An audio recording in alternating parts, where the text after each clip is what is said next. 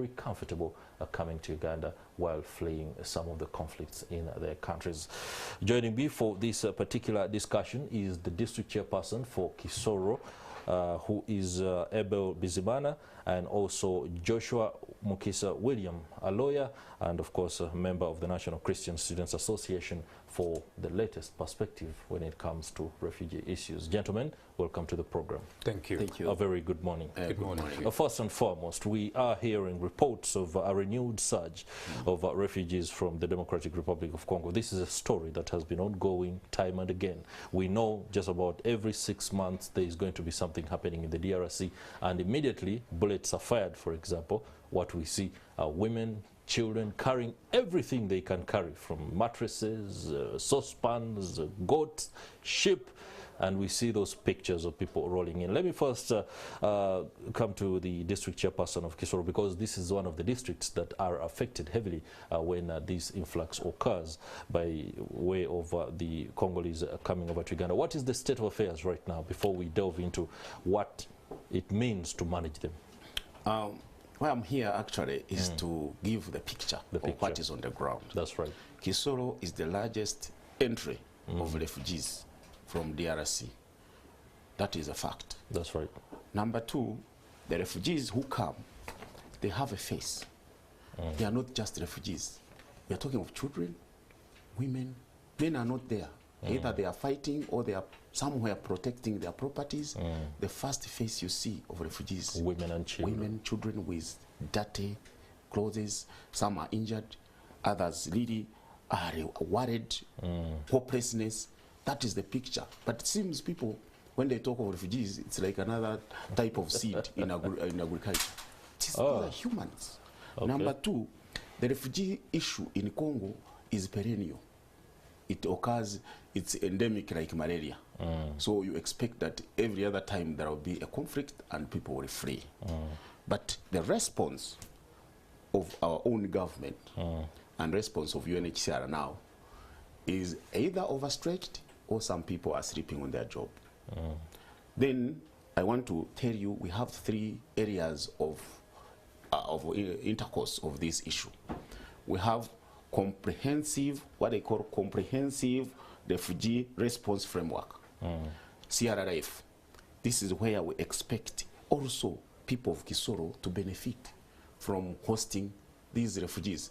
So we are talking of newcomers as if there are no people they are finding in the community. In the communities they We go are talking of issues of settling people in settled communities who have challenges of land. You know, Bafumbira are the biggest migrants in the whole country. People who are struggling to make wealth in operation wealth creation. People who are having their schools, their health facilities, their places of worship occupied.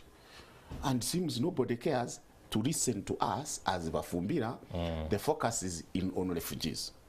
But again, I am now, you know, I'm a chairman, also a politician, but also a PhD student at Makerere University. And my focus is public health in those people left behind, because there is a slogan, leaving nobody behind. These people who are refugees are treated now not as other refugees were being treated before. Either the UNHCR is not capable, there is no money, or OPM also is struggling to put things together. But up to now, as I said, there is a lift between UNHCR and OPM, and that lift is causing some kind of chaos in management of refugees in Kisoro. All right, that's a very grim picture of the situation there, and also opens up the debate for so many aspects regarding this particular question. But before we delve into exactly what is causing the rift between the UNHCR and perhaps the Office of the Prime Minister, Mr. Mukisa, the refugee question in the region is one that has been glorified for the country. We are touted as one of the countries that are open to receiving refugees, so much so that the entire world now knows that we can shift some refugees to a certain part of Africa, the latest being Rwanda, but of course that coming on the backdrop of the good relations that Uganda had created in terms of intercepting some of the refugees that are failing to find spaces or homes across the world. He says quite a lot for this, and we shall be, of course, handling what he says. But just give me your view of where we find ourselves, especially when it comes to what appears to be the latest conflict away from another conflict. So, looking at the issue of refugees, the refugee crisis in DRC, in Africa, but also globally. Yes. We understand that there are many players, there are many causes, and there are effects. But what is notable in the DRC region is the role of warlords. Because in every crisis, there are people that stand to benefit, either politically or economically. And DRC has a number of natural resources, mineral resources, that these warlords always look at tapping into whenever people are evicted from their territories, from their land, from their property. And that is why you see that since the 70s, since the times of King Leopold, DRC seems to be in constant conflict. And now it has been renewed. You know, with the COVID pandemic, we find people are affected by health concerns, but also the war concerns.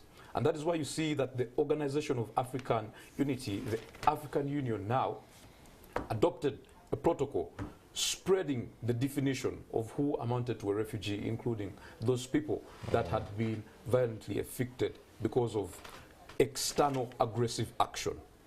And we have internally displaced persons, because when you look at the crisis in DRC, it's not just the 1.6 million people that have been evicted in 2022. These numbers are quite high if you look at the history of conflict and chaos within the region. Uganda currently has 1.4 million refugees it is taking care of. But the strain on the resources is unparalleled, because you see we have health, we have education, and we have water. In Nyakabande, efforts have been made to create housing. With the Refugee Act that was enacted in 2006, the government has made effort to give these refugees land so that they can set up themselves, build their houses, build businesses. We have seen the World Food Programme coming up to create a pool of funding and grants to refugees to enable them carry out their operations here because of Uganda's policy of self-reliance. So Uganda says refugees will come, but instead of them waiting for donor funding, they will participate in their own self-realization. That's right. And this also creates an issue, because you find the natives, the people in Uganda ask, we need something to set ourselves up. But we have the refugees coming in and they're setting themselves up and even performing better than us. That's right. So an issue comes in. How is the European Union, how are members of the UNHCR going to deal with the issue of helping refugees versus the members of the local communities in which these refugees find themselves? Allow me ask the question there, because your two submissions reveal something very fundamentally wrong happening, especially from the key stakeholders, government and UNHCR or the donor community. At this point in time, what is the law governing refugee management? For example, if 1,000 flock into a particular area of Kisoro or any other part of the country, what is the immediate action that is taken either by the district authorities or the Office of the Prime Minister on the part of government? How does this roll out? Could you just take us through that? So the laws governing refugees, first is the 1951 Refugee Convention. And we have the 1979 Protocol. We also have the Organization of African Unity articles that were made. But Uganda has a Refugee Act. And this tries to harmonize all these laws together.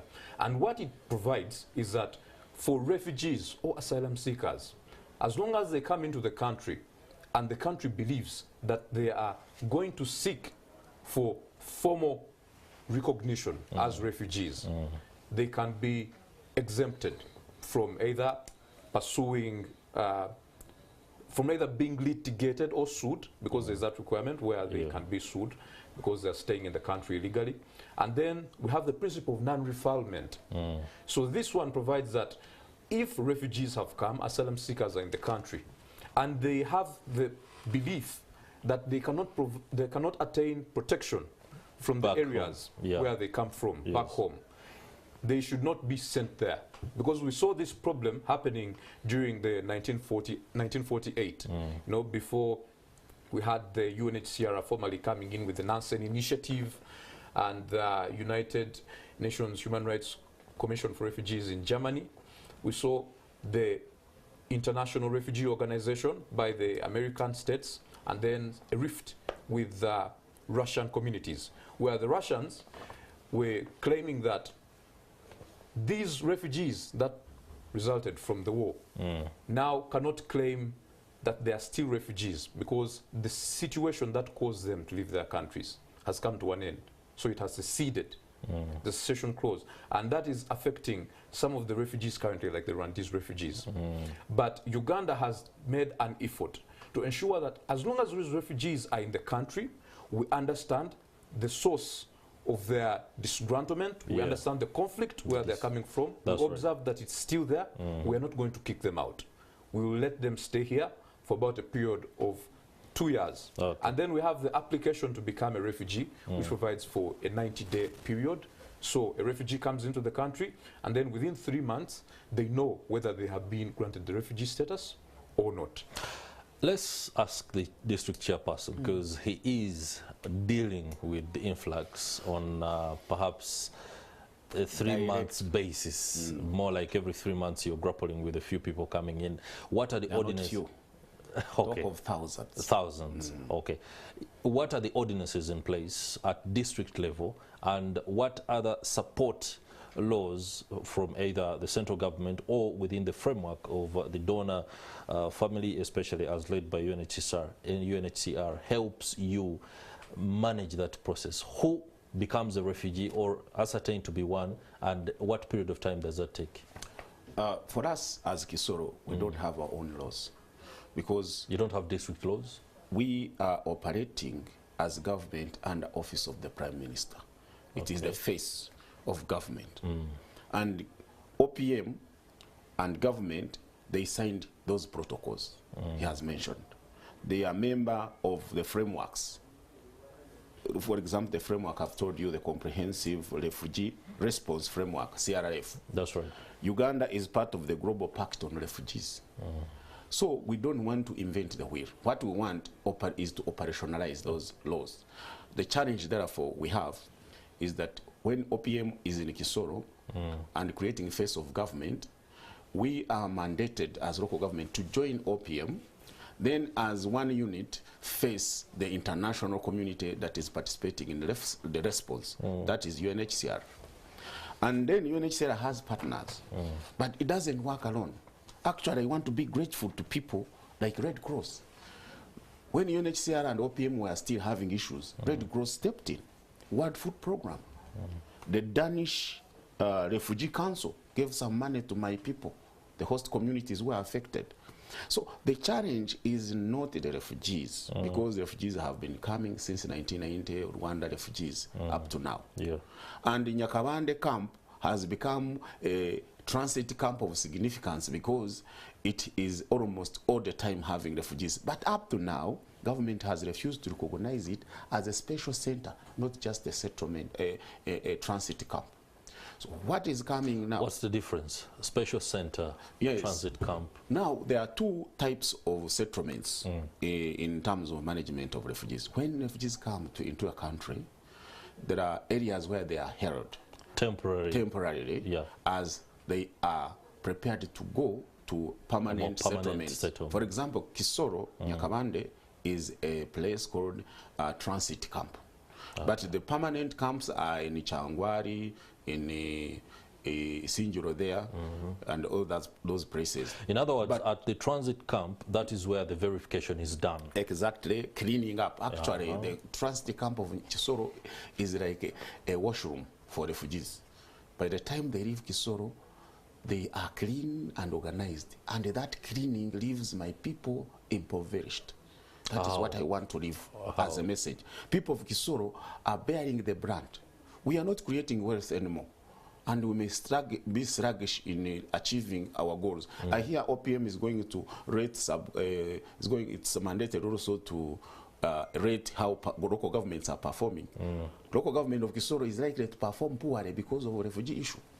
So what I'm saying is that if these refugees were brought in the country and handled well, because another thing is the rights of refugees, which I see in Nyakabande is very dear.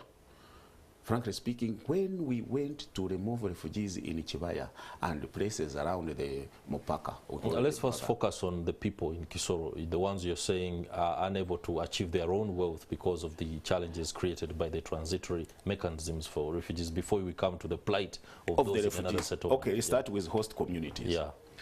A host community is as you know, of Kisoro is like any other Ugandan who has no school fees for the child, who is struggling with actually getting social services which are not available properly, and I'm sorry to accuse myself as government, who is struggling to take the child to school, who is trying to create a food security in a small piece of garden, and lo and behold, a flock of people comes and occupy the garden, occupy the home, occupy everything. So there is no breathing space. And what I expected is that Office of the Prime Minister could treat that one as any other disaster, like disasters of Mbare, disasters of Kasese, where people are overwhelmed by the human form of disaster, who are flocking like these locusts. When we had locusts, we said let's fumigate, we rushed there. But when we have humans in the form of large numbers, I can't say in form of that one. No, I understand what you're saying. OPM has really not helped people of Kisoro, and the government has abandoned us in terms of response to what refugees have done to the people of Kisoro. That is people. You know, people of Fumbira are very hospitable. They are very religious. But they are overstretched to a level now that they are silently trying to say, government, where are you? Okay. Joshua Mukisa, Mr. Bizimana is a very conflicted man right now, because as district chairperson, he's fronting policies and rollout of frameworks that are supposed to help the refugees coming into the country. While at the same time, as a local government leader, he has to fight for the well-being of the people that are the host communities. It's a very tight position he's in right now.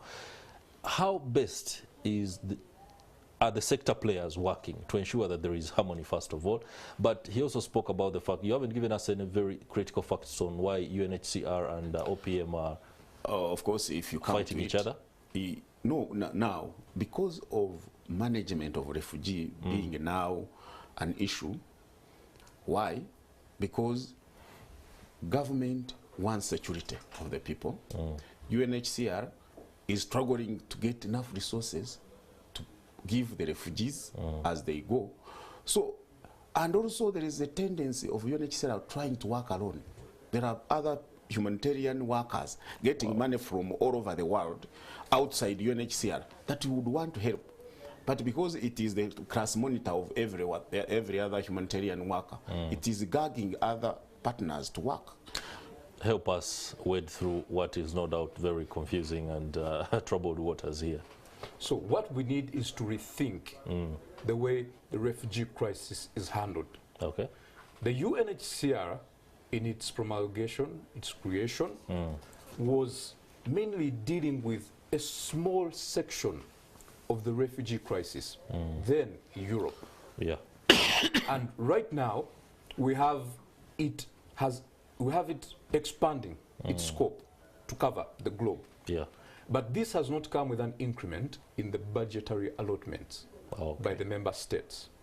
So it previously had a budget of about $300,000 US. Currently it's up to $8.4 billion. But we have over 250 million migrants, if you call it. Not looking at the forced migrants, but we're looking at both collectively. Yeah, collectively. So the UNHCR, in its ever-widening mandate, has to deal with them. because we had recently the creation of the International Organization for Migration. And now we have issues like climate change, which are also being incorporated into some of the causes of forced migration and the movements that are happening. With this kind of setup, it is impossible for governments and the UNHCR to operate effectively. Because one, the UNHCR has to get approval, authorization from the government in which it wants to conduct its business.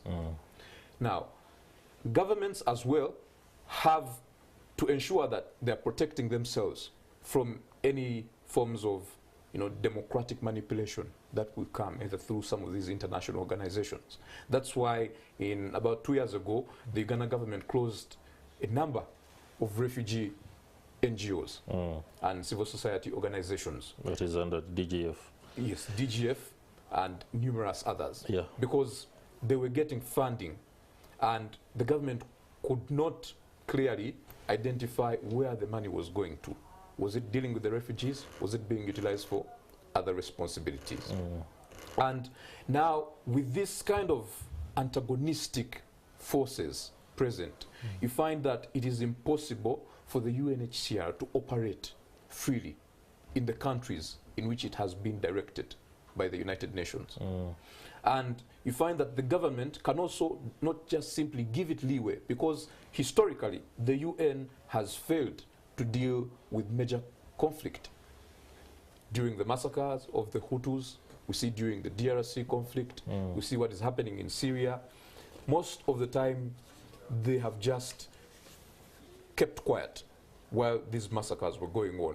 So you find that the issue of goodwill and trust between this organization and the government is not at its best. Okay, let's keep it at a policy level for another few minutes, or just one before you come in. But it seems to be itching. Yes, something itching. Yeah.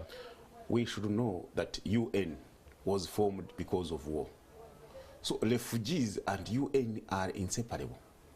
You remember very well that it was Britain, it was Britain, it was USSR who were the winners of World War II that formed UN against Germany, Italy, and Japan. So the UN creation was a war prevention from the winners. Yeah. So UN and UNHCR are supposed to manage war effects on people. But a challenge we have, UNHCR, though he says that it is challenged, UNHCR also can create its own sets of rules which are outside the frameworks, because it is the monitor, it is the UN. But we have also seen UN flaws where they are mishandling issues of refugees, yet they are the people mandated to protect refugees under the human rights and the UNHCR law and the Convention of 1951, I said, and the protocol. Okay. So the problem is UNHCR also and the UN can mismanage refugees. How? Tell us exactly what they're doing or what you are aware of. Some funds haven't reached you. Some structures haven't been built as planned. That's why I wanted now to bring the plight of refugees. Yeah. Imagine refugees run away and they come to the country. Then you, as UNHCR, you start taking them away to safety. And at a certain point, a call from Kampala says, don't lift any more refugees. And we have talked about refugees are women and children with their few belongings. That order, which was made yesterday but one, that don't again pick refugees from the border to Nyakamande, was unfortunate. Another unfortunate issue is recent activity of dismantling shelters of Nyakamande as a way of chasing refugees from Kisoro. So they either choose to go to the settlement camps or go back home. And to me, that one gives them no choice.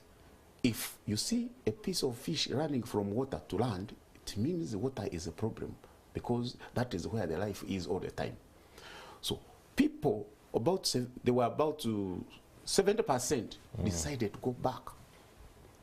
What means that if you run away from a gun and you find that going to the settlement is worse than going back to a gun, it means there is a problem in the settlement. So instead of fixing settlement issues, they are fixing humans by making them uncomfortable.